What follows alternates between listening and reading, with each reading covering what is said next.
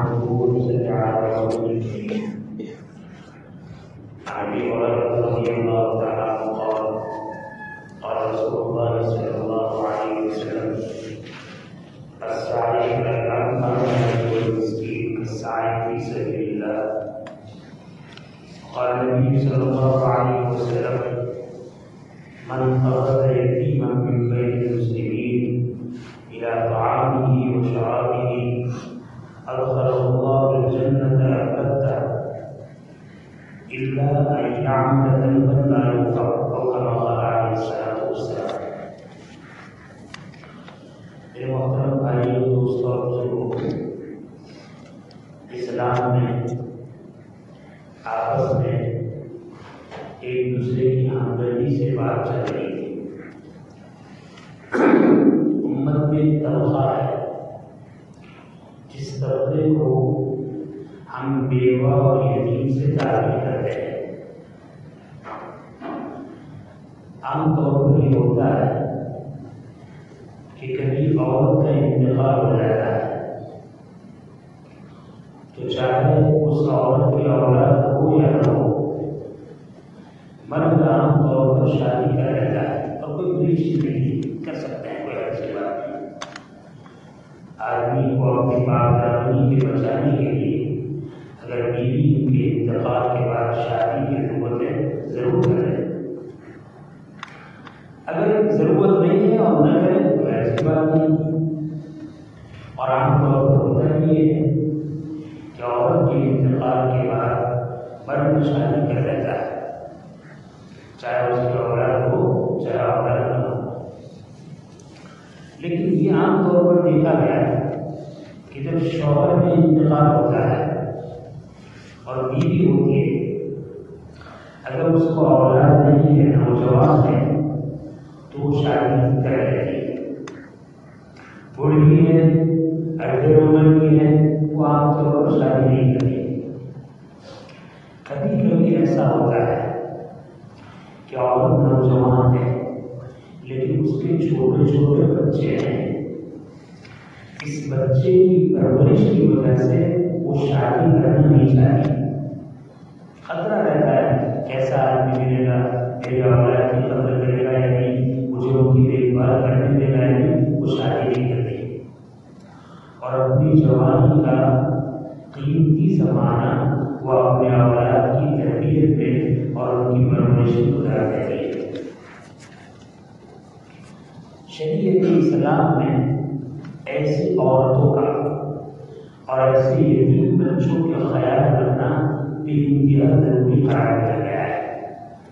اور اس سلسلے میں بہت فضائل بیان کیے گئے ہیں. میں نے آپ کے سامنے حدیث پڑھی، اس میں نبی کریم صلی اللہ علیہ وسلم کے ارشاد فرماتے ہیں کہ کسی آدمی نے بیوہ کے سلسلے میں اور مسکین کے سلسلے میں کوشش کی.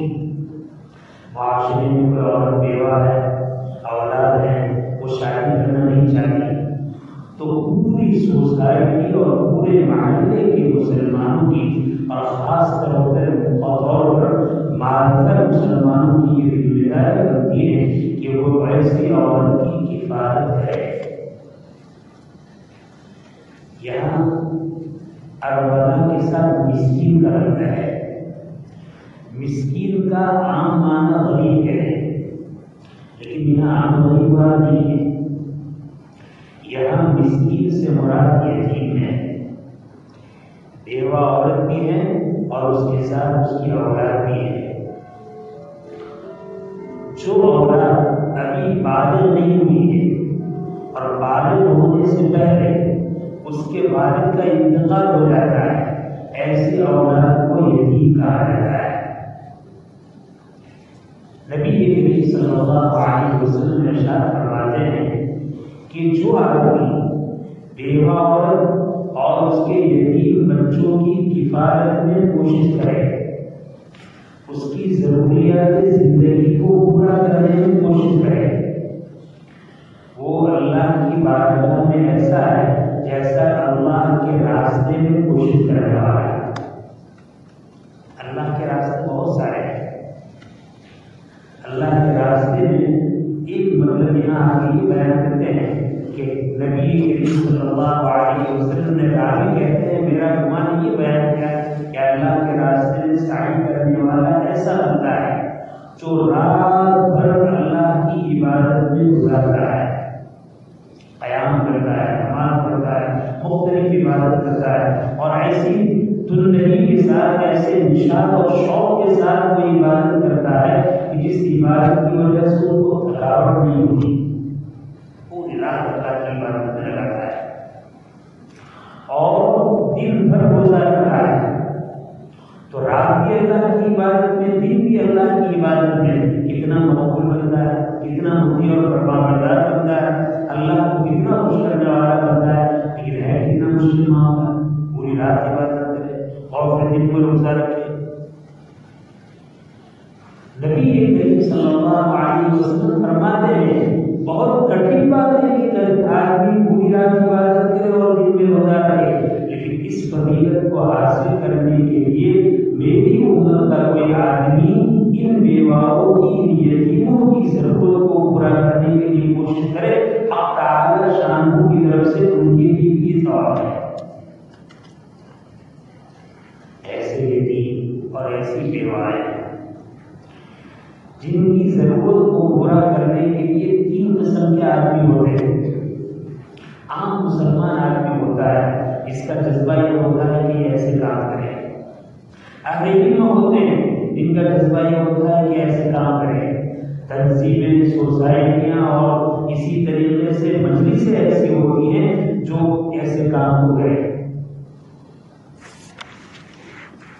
لیکن کام کرنے والے ہر جگہ دو قسم کے ہوتے ہیں۔ اور محبت کے ساتھ مجھے موضوع کرنا ہے۔ مثال کے طور پر ایک آدمی علم ہے اور وہ ایسے دفاعی کام کرنا چاہتا ہے بیوہ اور یتیموں کے سلسلے میں۔ عالم بھی ہے، نیک صالح بھی ہے، متقی بھی ہے، ماشاءاللہ بہت اچھی طریقے سے وہ انجام دے گا۔ اور اگر علم تو ہے، اللہ کی خشیت نہیں ہے تو اپنی ناموری میں لگے گا، شہرت میں لگے گا، مالوں کو جمع کر کے خوب کام کرے گا، لیکن کام سے زیادہ نام کی فکر ہوگی۔ عام آدمی ہے، عام آدمی یہ کام کرتا ہے، وہ بھی دو قسم کا ہو سکتا ہے، نیک صالح متقی ہے، اخلاص کے ساتھ کام کرتا ہے، علماء کی رہنمائی میں مسائل کو سامنے رکھتے ہوئے کام کرتا ہے، صحیح مذہب میں رقم کو خرچ کرتا ہے، بہت اچھی بات ہے۔ لیکن کبھی ایسا ہوتا ہے عام آدمی ہے اور اس طریقے سے کام کرتا ہے، نہ اس کو علماء کی رہنمائی اور رہبری کی کوئی محسوس کرتا ہے، نہ تقویٰ ہے۔ تو کبھی کبھی ایسا دیکھا جاتا ہے کہ ایسا آدمی ایسی خدمت کے کام میں گناہوں میں مبتلا ہوتا ہے۔ کبھی تنظیم اور سوسائٹیاں کام کرتی ہے، تنظیم اور سوسائٹی کے کام کرنے والے اچھے لوگ ہیں، خدمت کا جذبہ رکھتے ہیں، علماء کی رہنمائی میں کام کرتے ہیں، مسائل کی رعایت کے ساتھ کام کرتے ہیں، الحمدللہ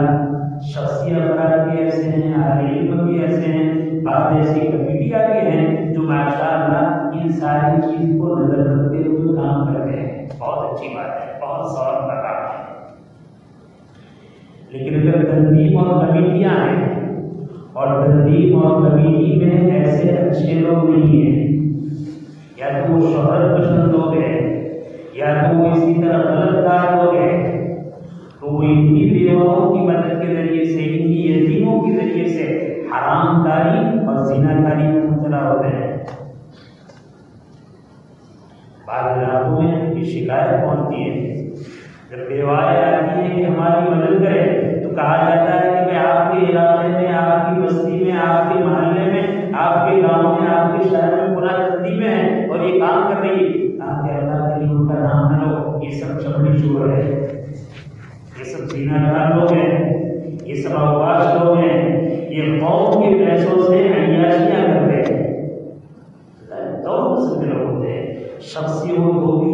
اہل علم ہو تو بھی، عوام الناس ہو تو بھی، تنظیم اور کمیٹیاں ہو تو بھی۔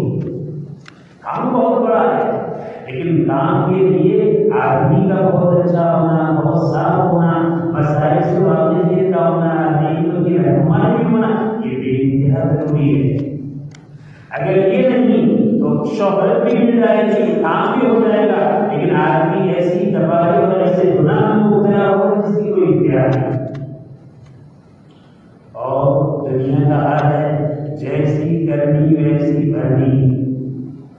میں بہت درد دل کے ساتھ اور بہت محبت کے ساتھ ایسی تنظیموں سے، ایسے افراد سے کہوں گا جو ان تنظیموں میں اس طرح غلط کاری کرتے ہیں، یاد رکھنا کہیں وہ موقع نہ آئے کہ دنیا سے تم چلے جائے اور تم نے کسی کی ماں بہنوں میں جو کام کیا وہ تمہاری بہنوں ماں بہنوں کے ساتھ نہ کیا جائے۔ جیسی کرنی ویسی بھرنی۔ اگر تم نے ہمدردی کے ساتھ، اخلاص کے ساتھ، اللہ کی رضا کے ساتھ ایسا کام کیا ہے، خدا نہ خواستہ اگر تمہارا انتقال ہو گیا تو تمہارے بعد تمہاری ماں بہن بہو بیٹیوں کی عفت کے ساتھ، پاک دامنی کے ساتھ، اللہ کی رضا جوئی کے ساتھ ان کی ضرورت کو پورا کرنے کے لیے ہم تعالیٰ شان بندے بھر کریں گے، پیدا کریں گے۔ لیکن اگر اس بنیاد پر عیاشیاں ہوئی ہیں، اس بنیاد پر برائیاں ہوئی ہیں، تو یہ وقت بھی دور نہیں کہ جیسا ہم نے کیا ویسا ہمارے خاندان میں ہمیں دیکھنا پڑے۔ اللہ تعالیٰ اس سے ہماری حفاظت فرمائے۔ ایک حدیث بھی بیان کروائی۔ دوسری حدیث نبی کریم صلی اللہ علیہ وسلم ارشاد فرماتے ہیں، من قبض یتیما من بین المسلمین، شوق دلا رہے ہیں اے مسلمانوں، جس محلے میں تم رہ رہے ہو، جس سوسائٹی میں تم رہ رہے ہو، جس بستی میں تم رہ رہے ہو، ذرا غور و فکر کرو تمہاری بستی میں یتیم بچیاں تو نہیں ہیں، یتیم بچے تو نہیں ہیں، بیوہ عورتیں تو نہیں ہیں، جنہوں نے مسلمان سوسائٹیوں میں یتیم بچے اور بچی کو لے لیا، قبض لیا۔ قبض تو اصل قبضہ کرنے کے معنی ہے، اور کسی چیز پر قبضہ کرنا اچھا نہیں، یہاں شوق دلانا ہے کہ مسلمان کا جذبہ ایسا ہونا چاہیے کہ اگر محلے میں یتیم ہے تو اس کی پرورش کے لیے کس طرح رکھے، جس طرح آدمی غلط طور پر قبضہ کرتا ہے۔ شوق کے سامنے حرام مال کے بعد قبضے کی لوٹتا ہے حرام مال میں قبضہ کرے، کسی کی زمین کو ہڑپ کیا، کسی کی مال کو ہڑپ کیا، کسی کی دکان کو ہڑپ کیا، کسی کی جائیداد کو ہڑپ کیا، بہن کی جائیداد کو ہڑپ کیا، پھوپھی کی جائیداد کو ہڑپ کیا، چچا کی جائیداد کو ہڑپ کیا، قبضہ کرے۔ شوق کیا ہے کہ جس آدمی نے مسلمان سوسائٹی میں دیکھا کہ فلاں یتیم بچہ ہے، فلاں یتیم بچی ہے، قبض اس بچے کو تربیت کے لیے، پرورش کے لیے دیا کہ نہیں میں اس کو لوں گا، میں اس کو ڈر ہے کہ اگر میں نے نہیں دیا تو کوئی میرا اور بھائی دے گا۔ یہ مسلمان ہے، یہ مسلمان کی سوچ ہے، یہ مسلمان کا جذبہ ہے۔ نبی کریم صلی اللہ علیہ وسلم نے حضرات صحابہ کو ایسی تربیت والا بنایا تھا، ایسا مزاج والا بنایا تھا، ایسی سوچ والا بنایا تھا کہ وہ دیکھتے تھے کہ ہمارے معاشرے میں کوئی یتیم بچہ تو نہیں ہے، کوئی یتیم بچی تو نہیں ہے۔ جیسے میں نے پہلے حضرت حمزہ رضی اللہ عنہ کی بیٹی کا واقعہ سنایا، قبض یتیما من بین المسلمین الی طعامہ و شرابہ، کیا اس کی ضرورت کو پورا کیا، اس کو اپنے کھانے میں شریک کیا، اپنے پینے میں شریک کیا۔ کھانا پینا پورا نہیں ہے، اس کے بڑے ہونے کے لیے، اس کی پرورش کے لیے، اس کے پال پوشن کے لیے جن چیزوں کی ضرورت ہے اس سب ضرورتوں کو پورا کریں۔ اور کس طرح پورا کریں؟ جس طرح ایک ماں باپ اپنی حقیقی اولاد جو چھوٹی ہوتی ہے، معصوم ہوتی ہے، اس کی ساری ضرورتوں کو پورا کرتی ہے، اس کی ساری مصیبتوں کو اپنے اوپر جھیلتی ہے، اپنی ساری راحت اس کو پہنچاتی ہے، اس طرح ایک یتیم بچے کی پرورش کرے، یتیم کا خیال رکھے، یتیم کی ضرورت کو پورا کرے، اس کی پریشانیوں کو دور کرے، اس کو راحت پہنچائے، اس طریقے سے اس کو پتہ نہ چلے کہ یہ میرے ماں باپ ہے یا میرے باپ نہیں ہے، یہ میرا باپ ہے یا میرا باپ نہیں ہے، یہ میری ماں ہے یا یہ میری ماں نہیں ہے، پتہ نہیں چلے۔ میرا طعامہ و شرابہ، کیا بیان کر رہا ہے؟ جگہ میں ہوئی ادخل اللہ الجنہ البتہ حق تعالی شان اس کو جنت میں داخل کریں گے البتہ قطعا یقینا اس کو جنت میں داخل کریں گے. بہت کم باتیں ایسی ہوتی ہے جہاں اتنی تاکید کے ساتھ نبی کریم صلی اللہ علیہ وسلم جنت کی بشارت دی ہو. من بنا للہ بیتا بنا اللہ له بیتا فی الجنہ, جس نے مسجد بنائی اللہ اس کے لیے گھر جنت میں گھر بنائے. بہت ساری ایسی روایت ہے اللہ نے جنت کی بشارت دی, اللہ کے نبی نے بشارت سنائی, یہ کرو گے تو جنت کی بشارت, یہ کرو گے تو جنت کی بشارت. لیکن بہت کم ایسے کام ہیں جہاں یہ بات کہ ادخل اللہ الجنہ البتہ, یقینی طور پر حق تعالی شانہ یتیم کو پرورش کرنے والا, یتیم کا بھرن پوشن کرنے والا, یتیم کو پالنے والا, قطعی طور پر اللہ تعالیٰ اس کو جنت میں داخل کریں گے. دیکھو یہاں کتنی بڑی نعمت چھپی ہوئی ہے. آپ کو بول رہا ہوں جنت میں دخول کے لیے ایمان شرط ہے. اشارہ اس بات میں ہے جس آدمی نے اللہ کی رضا جوئی کے لیے یتیم کی پرورش کی, اللہ تعالیٰ اس کا خاتمہ ایمان پر فرمائیں گے اور قطعی طور پر اس کو جنت میں داخل کریں گے. کتنی بڑی بڑی ہے خاتمہ ایمان پر, اور اس کے بعد دخول جنت قطعی طور پر. آگے ایک بات اور اشارہ فرمائے الا ان یعمل ذنبا لا یغفر. ہاں مگر یہ یتیم کی پرورش کرنے والا کوئی ایسا گناہ کرے جو گناہ مغفرت کو روکنے والا ہے, جس سے اس کی مغفرت نہیں ہو سکتی. اگر ایسا گناہ کرتا ہے تو پھر اس کے لیے جنت نہیں, اور اگر ایسا کام نہیں کرتا ہے تو اس کے لیے قطعی اور یقینی جنت نہیں. علماء نے لکھا ہے دو کام ایسے ہیں جو آدمی کو جنت میں جانے سے روکنے والے ہیں, مغفرت سے روکنے والے ہیں. ایک ہے اللہ کے ساتھ شرک کرنا. آدمی اللہ کے ساتھ شرک کرتا ہے, اللہ تعالیٰ اس کو جنت نہیں داخل فرمائیں گے. تو جس آدمی نے شرک کیا اگر وہ یتیم کی پرورش کرتا ہے تو جنت نہیں جائے گا. دوسرا آدمی حقوق کی بات طلب کرنے والا, لوگوں کے حقوق کو ماننے والا, کسی کے پیسے کا ہے, کسی کی زمین کا ہے, کسی کا مال کا ہے, کسی کا یہ کا ہے, کسی کا وہ کا ہے. کیوں؟ حق تعالی شان خود فرماتے ہیں کہ میرے حقوق کے وہ تمہیں معاف کروں گا.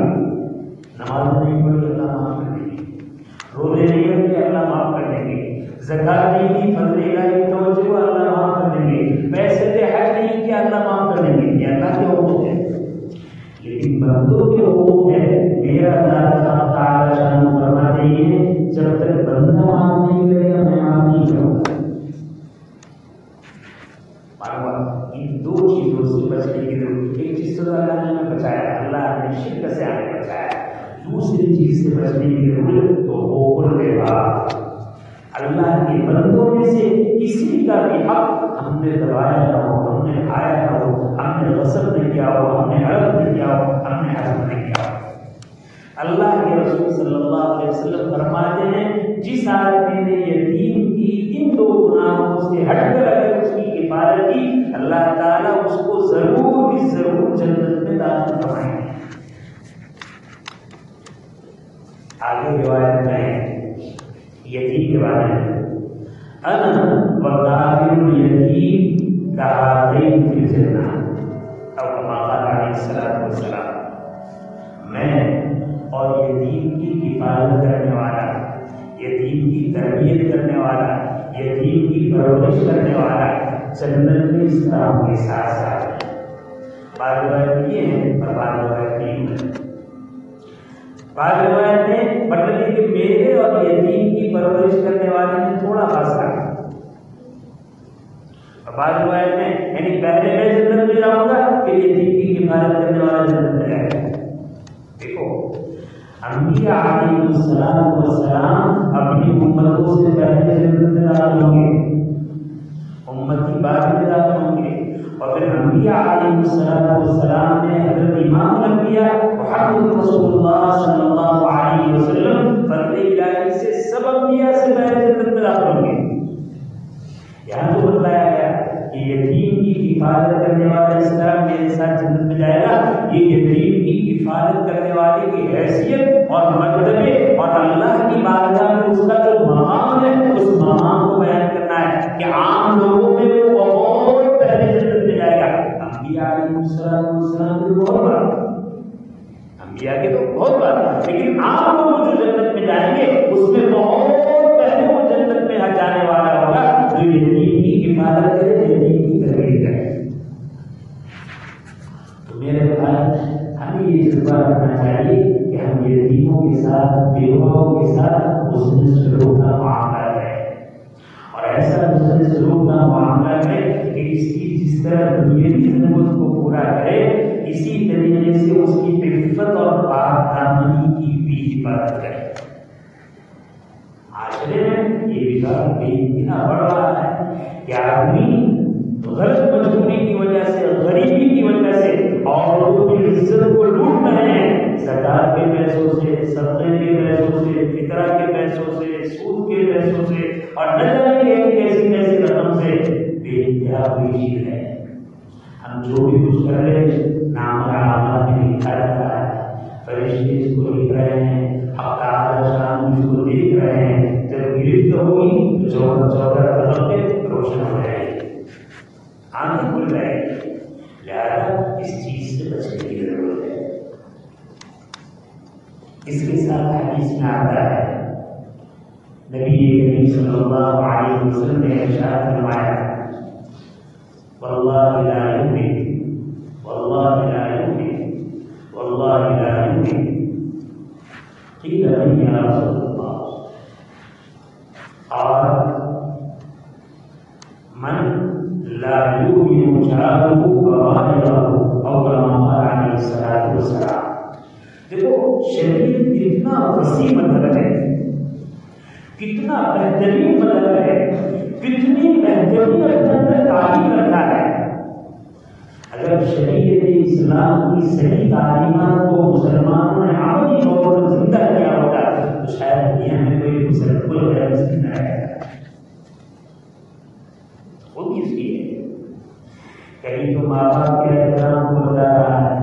کہیں تو بھائی بہنوں کے حقوق کو بتلا رہا ہے کہیں قریبی رشتے داروں کے حقوق کو بتلا رہا ہے کہیں دور کے حقوق رشتے داروں کے حقوق کو بتلا رہا ہے کہیں آپس میں رہنے والے متعلقین کے حقوق کو بتلا رہا ہے کہیں بیواؤں کی حفاظت کی ذمہ داری کو بتلا رہا ہے کہیں یتیموں کی پرورش پر ابھار رہا ہے. خیر خواہی ہے راحت کی راحت پہنچانا ہے. اس کے علاوہ انسان کا کوئی مادہ نہیں. حدیث میں کیا فرمایا گیا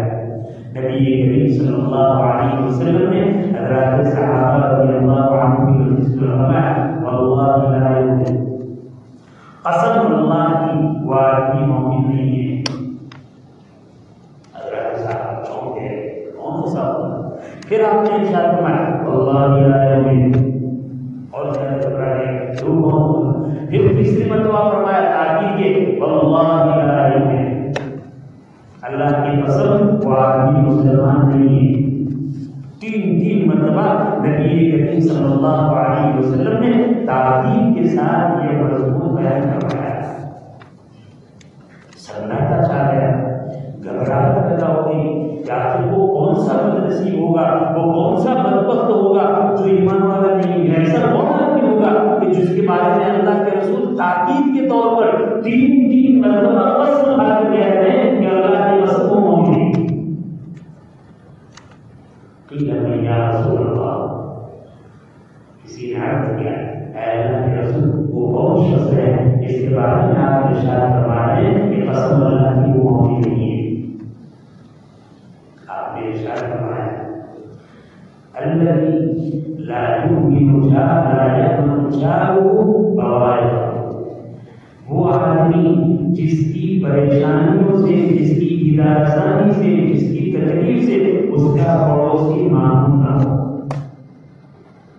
یہ بھی فرمایا تمہارا پڑوسی مسلمان ہونا چاہیے تمہارا پڑوسی رشتے دار ہونا چاہیے تمہارا پڑوسی پہچان والا ہونا چاہیے. تمہارا چاہے تمہارا پڑوسی مسلمان ہو چاہے مسلمان نہ ہو رشتے دار ہو رشتے دار نہ ہو پہچان پہچان والا ہو تمہارا پڑوسی ہے۔ آپ شریعت کی خوبی کو دیکھیے، شریعت کے مزاج کو دیکھیے، شریعت کے فضائل کو دیکھیے اور شریعت کی تعلیمات کو دیکھیے۔ دنیا کہتی ہے اسلام دہشت گرد ہے، اسلام دہشت گرد ہے۔ خدا پاک نے قسم اسلام کی تعلیم کو مسلمان نے نہیں سمجھا ہے۔ کیا بات ہے؟ اسلام کو مسلمان نے نہیں پڑھایا ہے، نہیں سیکھا ہے، نہیں سمجھا ہے۔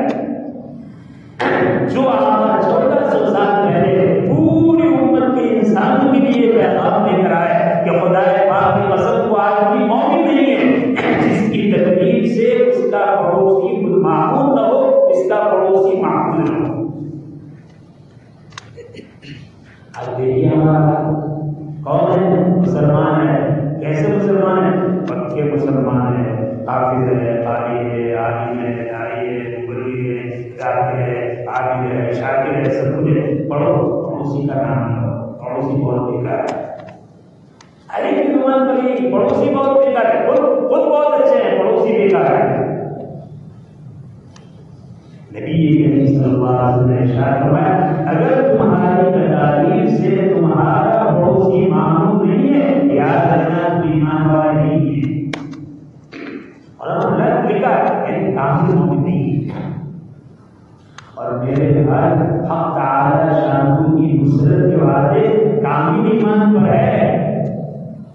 ناقص ایمان پر نہیں ہے۔ ناقص ایمان کو تو کامل ایمان بنانے کا حکم دیا گیا ہے۔ پورے کے پورے اسلام میں داخل ہو جاؤ، یا الذین آمنوا آمنوا، اے ایمان والو ایمان لاؤ۔ ناقص پر کچھ نہیں ہے، کامل پر سب کچھ ہے۔ اللہ کے رسول فرماتے ہیں کہ وہ آدمی کامل مومن نہیں ہے جس آدمی کی تدبیر سے اس کا پڑوسی معمول۔ کون رہ رہا ہے پڑوس میں؟ پڑوس میں حقیقی بھائی رہ رہا ہے، حقیقی بہن رہ رہی ہے، مامو رہ رہے ہیں، چچا رہ رہے ہیں، پھوپھا رہ رہے ہیں، چچا بھائی رہ رہے ہیں، دوست احباب رہ رہے ہیں، فلاں رہ رہے ہیں، لیکن ہے 36 والا۔ مومن کو ایسا ہے، اسی لیے علماء نے لکھا ہے پڑوس تین قسم کے ہیں۔ ایک وہ پڑوسی جس کا ایک ہاتھ ہے، دوسرا وہ پڑوسی جس کے 2 ہاتھ ہیں، تیسرا وہ پڑوسی جس کے 3 ہاتھ ہیں۔ اگر تمہارا پڑوسی خالی پڑوسی ہے،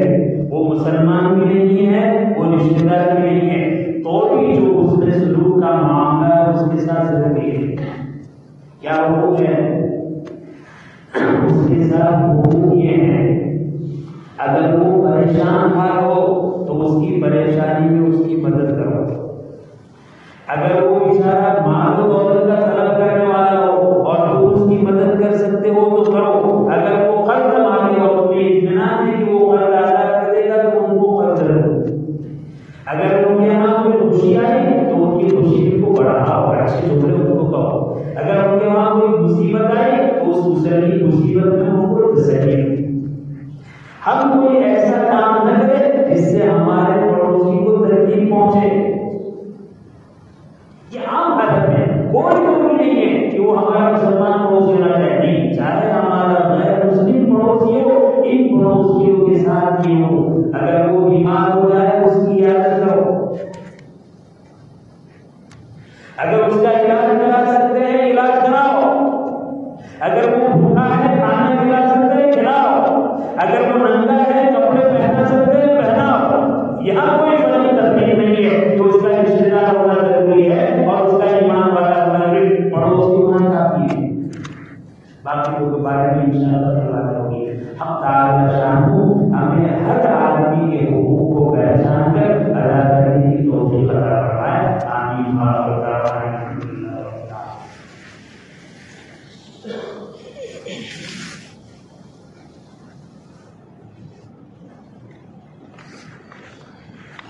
الحمد لله رب العالمين على خلقه ورضا نفسه وزينة عرشه ومداد كلماته اللهم لا عاصم لنا عنك أنت كما أثنيت على نفسك اللهم صل على محمد كلما ذكره الذاكرون وصل على محمد كلما غفر ذكره الغافرون إلهي فضلك أنت على ما هم وقوفنا اللہ آپ اپنے فضل سے جو باتیں کہہ رہے ہیں، جو باتیں سننے کی سعادت نصیب فرما رہے ہیں، اے اللہ ہم سب کو اس سے اچھے دل سے اس کو قبول کرنے کی اور اس پر عمل کی توفیق عطا فرما۔ اے اللہ کہنے والا سننے والے سے زیادہ محتاج ہے، اے اللہ ہم سب محتاج ہیں، اے اللہ ہماری باتوں کو ہمارے عمل بنا دے، ہمارے علم کو ہمارے عمل بنا دے۔ اے اللہ یتیموں کی مدد نصیب فرما، بیواؤں کی مدد نصیب فرما، اے اللہ ان کی عادت کا جذبہ نصیب فرما، اے اللہ ان کی عادت کا جذبہ نصیب فرما، اے اللہ ان کی بہترین تربیت کی، اے اللہ ہمیں سعادت نصیب فرما، اے اللہ مخلصین کے سروں سے ان کے باپ کا سایہ اٹھتا ہے، اے اللہ مسلم معاشرے کو ان کے ساتھ ایسا حسن سلوک کرنے کی توفیق عطا فرما کہ وہ بھول جائے کہ ان کے باپ کا سایہ ہو چکا ہے، وہ اپنے باپ کو بھول جائے اور عبادت کرنے والے کو اپنا خاص سمجھنے لگے۔ اے اللہ ایسا حسن سلوک کرنے کی توفیق عطا فرما۔ اے اللہ ہم اتنی یتیم ہیں، اے اللہ ان کا موقع نہیں ہے، اے اللہ ہمارے گھروں میں ہماری عورتوں کے کپڑے تیار ہو چکے ہیں،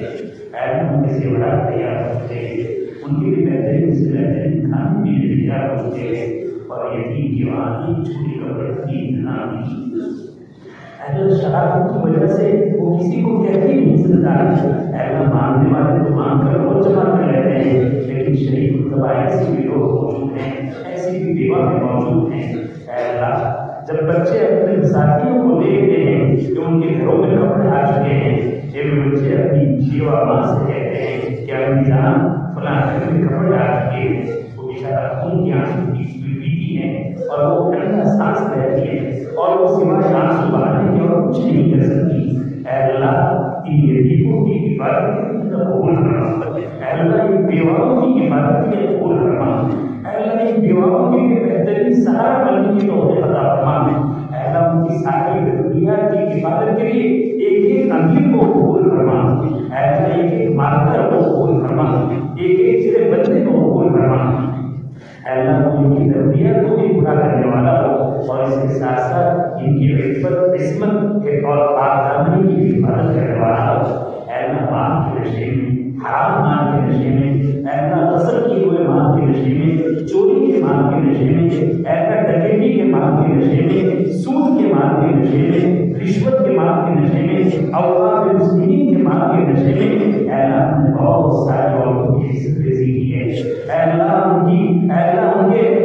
عصمت کو داغدار کیا ہے، اے اللہ یتیموں کو اے اللہ قربان چڑھانے کے بہانے نہ جانے نہ کرنے کا سب کچھ کر چکے ہیں، اے اللہ بہت بڑے جی ہیں، اے اللہ ہم معافی مانگتے ہیں، اے اللہ ہمیں معاف کرنا کیجیے، اے اللہ ہمیں معاف کرنا کیجیے، اے اللہ وہ دور نہیں، اے اللہ تیری لاٹھی چلے اور ہمارا سرمایہ ہو جائے اور پھر ہمارا دعا بنانا ہمیں فائدہ نہ پہنچائے، ہمارا آنسو بہانا ہمیں فائدہ نہ پہنچائے۔ اے اللہ ہم آپ سے ایسی کبھی حالت سے بنانا چاہتے ہیں، اپنے لیے بنانا چاہتے ہیں، امت کے ایک فرد کے لیے بنانا چاہتے ہیں۔ اے اللہ رحم و کرم کا معاملہ فرما، اے اللہ عافیت کا معاملہ فرما، اے اللہ امن سلامتی کا معاملہ فرما،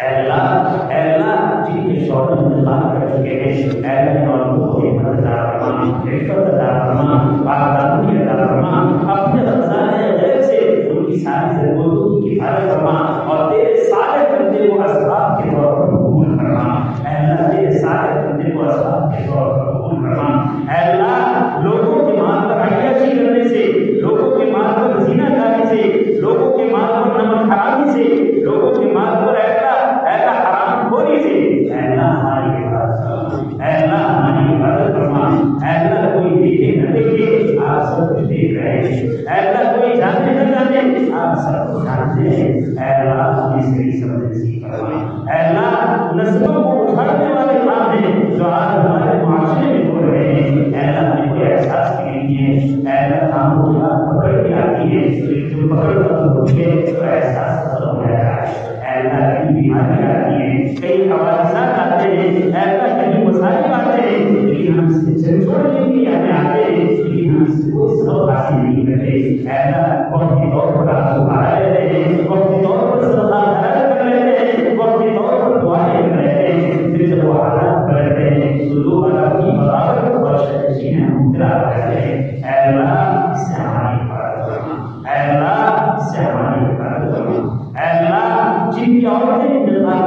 ہیں اے اللہ ان شوہروں کی اے اللہ بہترین اے اللہ تربیت فرما، ان شوہروں کی ضرورت کو اپنے خزانے خیر سے پوری فرما، ان کے لیے ان کی عورتوں کی طرف سے بہترین عاقبت نصیب فرما اے اللہ ہماری اس بستی میں اے اللہ تیرے نیک بندے حضرت مولانا لوگ صاحب دعوت بداروں آج کیا گیا ہے انتقال ہو گیا ہے اے اللہ اسی طریقے سے اس ماہ مبارک میں مولانا اسماعیل بھٹا صاحب مولانا حضرت وسیع الرحمان صاحب اے اللہ مولانا خالد صاحب اور اسی طریقے سے اے اللہ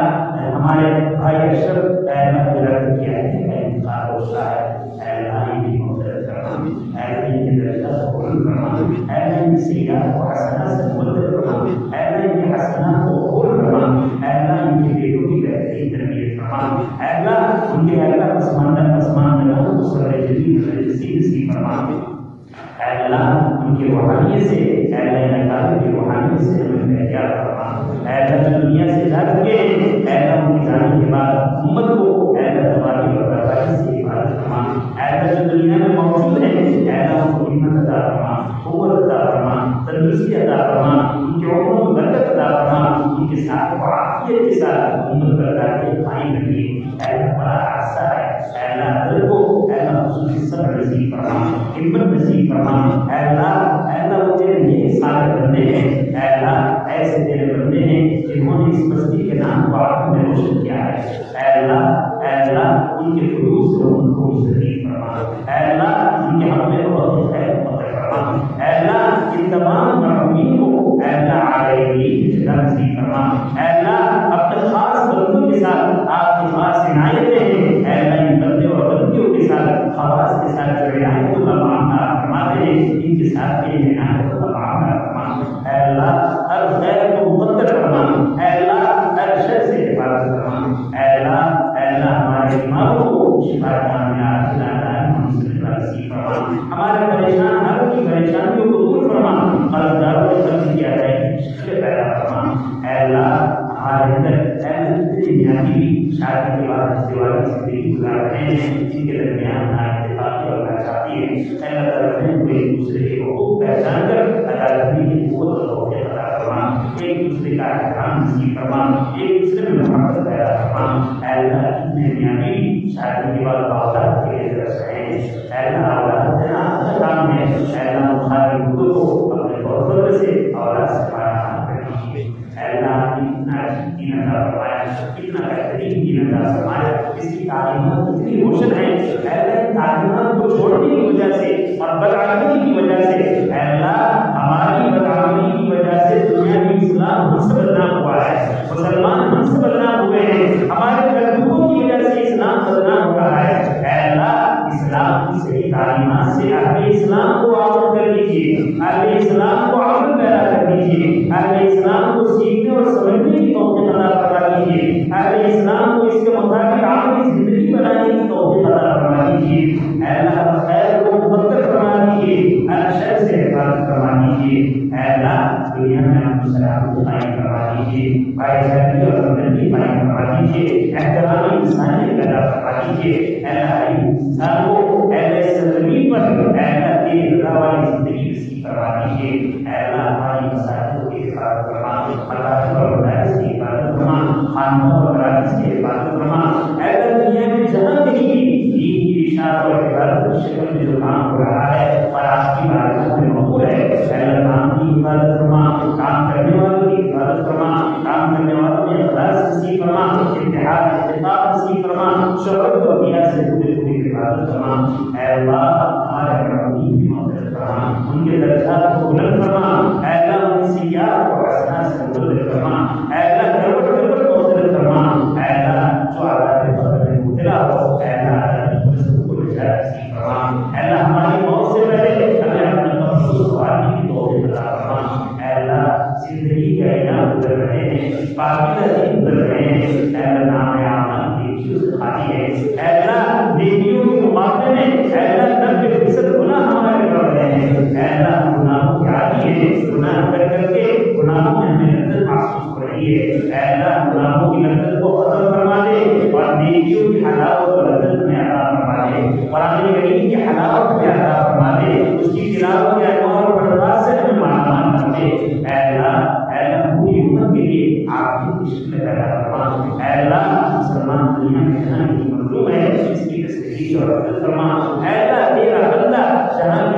کا نام تیرا موجود ہے، اے اللہ ان کی جان کی، مال کی، عزت کی، آبرو کی، اور خاص طور پر اس مشکل دور میں اس کی اور ان کے تعلق سے آنے والی نسل کی ایمان کی حفاظت فرما۔ اے اللہ جو نالوں کی عطا فرما، جو گزر گیا اپنے فضل سے اس سے بڑھ کر اور بہتر آپ کی خوشا نصیب فرما۔ الہ العالمین ہمارے دعا کو اپنے فضل سے، اپنے اسماء حسنہ کی وجہ سے اللہ کے انبیاء و رسول علیہ الصلوۃ والسلام سے قبول فرما۔ اللهم انا نسألك من خير ما سألك من وليك وعليه محمد صلى الله عليه وسلم، ونعوذ بك من شر ما استعاذ من وليك وعبده محمد صلى الله عليه وسلم، ومن المستعان عليه البلاغ، لا حول ولا قوة إلا بالله العلي العظيم. ربنا تقبل منا إنك أنت السميع العليم، وتب علينا إنك أنت التواب الرحيم. وصلى الله تعالى على خير خلقه سيدنا ومولانا محمد وآله وصحبه أجمعين. آمين.